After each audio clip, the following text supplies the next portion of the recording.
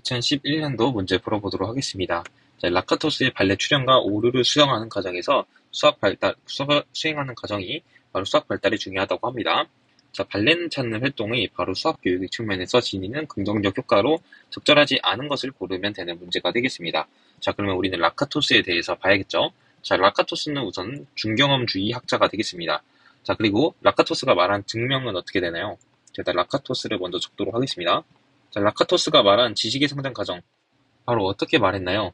바로 지식은 증명과 생성, 증명과 반박이죠. 증명과 반박을 끊임없이 하면서 추측이 개선되는 과정, 개선되는 과정을 통하여 지식이 성장한다고 말했죠.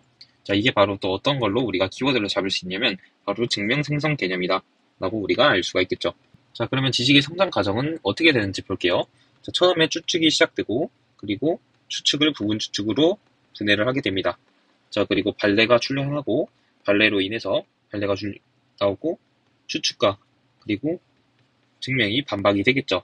자, 그리고 이 끊임없는 추측과 증명의 반박으로 인해서 바로 추측과 증명이 개선이 되겠다. 이렇게 알 수가 있겠죠. 자, 그러면 우리가 발레의 종류는 뭐가 있었냐면 바로 괴물배제법, 예외배제법, 보조정리합제법이 있었죠. 자, 괴물배제법은 뭔가요? 바로 이 원추측의 단어를 정교화하겠다라는 게 있겠죠. 자, 그래서 효과가 바로 용어가 정교화되겠다라는 게 있겠고, 바로 예외배제법은 단, 뭐뭐는 제외한다. 이런 조건점을 첨가하여서 이것은 바로 어떻게 되나요? 자, 동떨어지는 추측을 얻을 수 있겠죠. 자, 그러면 보조정리합제법은 뭔가요? 바로 발레가 출현한 그 부분 추측을 바로 원 추측에다가 합체시키는 거라고 할 수 있겠습니다. 자, 이해되시죠? 자, 그래서 우리가 교사의 유의점은 그러면 뭔가요? 이 관계로 인한 유의점. 바로 증명을 깊게 분석을 해야 되고, 학생이 반박하기 불가능한 것을 단번에 제시하면 안 되겠습니다. 그리고 이제 각 단계마다 우리가 이 발레가 필요하겠다라는 것을 알 수가 있겠죠. 그리고 각 단계별 발레를 필요한 걸 우리를 미리 구성해주기 위해서 우리는 바로 교사는 사고 실험도 필수적이다 라는 것까지 우리가 여기까지만 일단 알고 가도록 할게요. 자, 라카토스 다시 정리해보면 라카토스가 말한 지식의 성장 과정은 증명과 반박을 의해서 끊임없이 바로 이뤄지고 그래서 추측이 개선되는 과정을 바로 이 지식의 성장 과정이라고 말하고 이거는 바로 증명 생성 개념이라 우리가 키워드 정리를 할 수 있겠습니다. 자, 그러면 지식은 어떻게 성장하냐 하면 추측이 되고 추측이 이제 부분 추측으로 분해가 되고 그리고 발레가 등장하여서 추측과 증명이 반박이 되고 그 반박을 계속하면서 이 추측과 증명이 개선이 되겠다.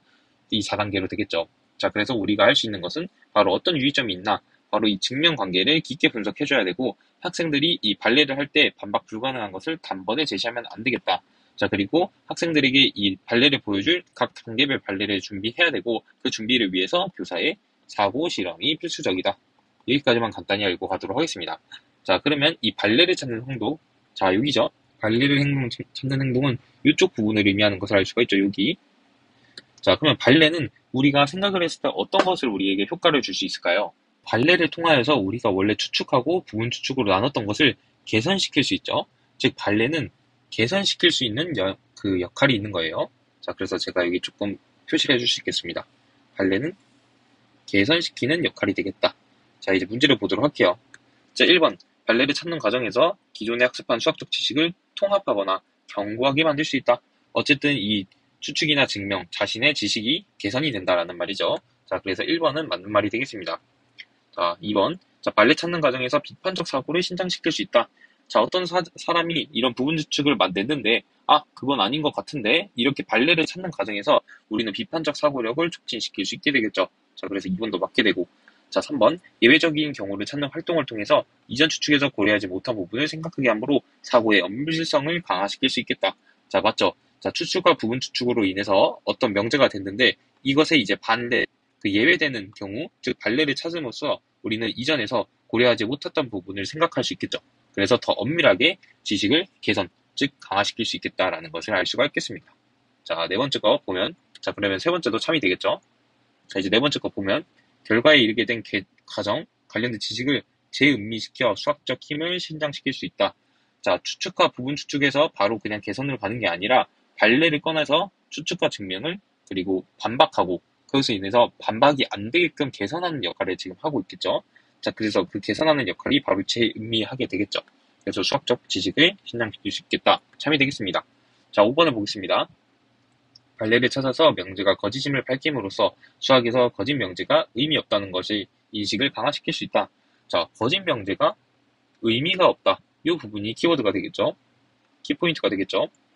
자, 발레가 지금 여기 보면 그냥 의미가 없나요? 바로 이 거짓이라는 게 의미가 없나요? 아니죠. 자, 발레를 통하여서 우리는 어떻게 명제를 다시 바꾸면 이 발레가 참이게 될까라고 생각을 할 수 있게 함으로 이 개선할 수 있는 발판, 이 토대가 되는 거죠. 즉, 우리가 발레를 찾는 이유는 바로 본래의 추측을 개선함으로써 수학적 지식이 성장하도록 돕기 위함이죠. 자, 다시 읽어보면 우리가 발레를 찾는 이유는 본래의 추측을 개선함으로써 수학적 지식이 성장하도록 하기 위한 이런 의의를 가지고 있는데 이 발레는 의미 없다는 인식, 이거는 아니게 되어서 이 5번이 정답이 되겠다 우리가 풀어줄 수 있겠습니다.